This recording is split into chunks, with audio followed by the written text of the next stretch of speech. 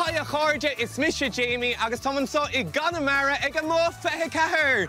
Tá neirtar the úntacha ar siúil idir crack, ceol, sport agus frí. Carry lum!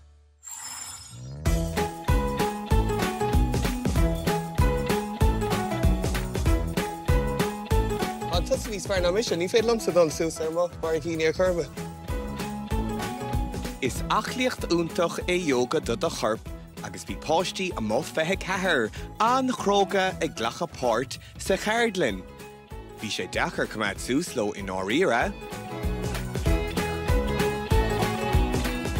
Bhún an múntúir dún chonas ar gothram a chamad agus bhí stros a laidú ar Valley Groundbra.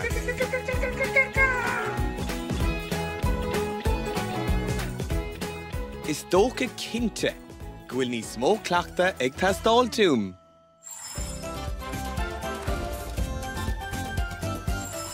Bí gróga as a spí crobhíocht.